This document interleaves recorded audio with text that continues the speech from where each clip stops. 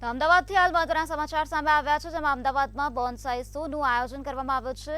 ટોપિયોરી શોનું આયોજન બોન્સાઈ ટોપિયોરી શોનું આયોજન આજે અમદાવાદમાં કરવામાં આવ્યું છે, જેમાં સિંધુ ભવન રોડ પર બોન્સાઈ પાર્કમાં આ ફેસ્ટિવલ યોજાશે.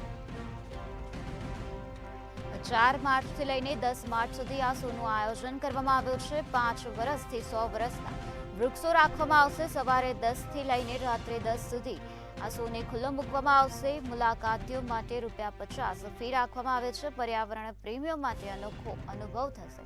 તો બેંગ્લોરમાં પ્રથમ બોન્સાઈ પાર્ક બન્યો હતો.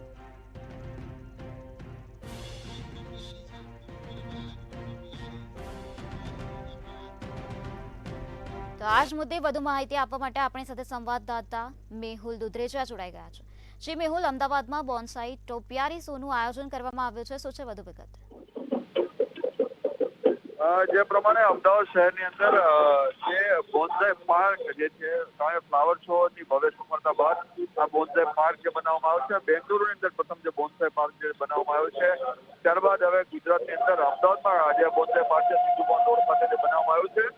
બોન્સાઈ પાર્ક જે છે અંદર જે 5 વર્ષથી લઈને 100-150 વર્ષ સુધીના જે વૃક્ષો છે તે રાખવામાં આવે છે. આ માટે જે સવારે 10 વાગ્યાથી રાત્રે 10 વાગ્યા સુધીના એક કાર્યક્રમ છે, તે કાર્યક્રમ રાખવામાં છે. લોકાર્પણ જે છે તે મુખ્યમંત્રી દ્વારા કરવામાં આવશે. આ જે મુલાકાતીઓ માટે જે આખી જે ખુલ્લું મૂકવામાં આવશે.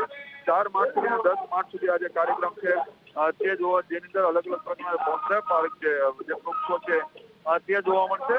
સાથે તેની ફી છે તે ₹50 એન્ટ્રી ફી રાખવામાં આવે છે. એટલે કે જે પ્રમાણે ફ્લાવર શો ની અંદર એક આવક પણ બની હતી, સાથે લોકોને મનોરંજન પણ મળ્યું હતું. તેવું જ મનોરંજન અને આવક જે છે તે કોર્પોરેશનને આ બોન્સાઈ પાર્કથી થવાની. જી મેહુલ, સમગ્ર માહિતી આપવા બદલ આભાર.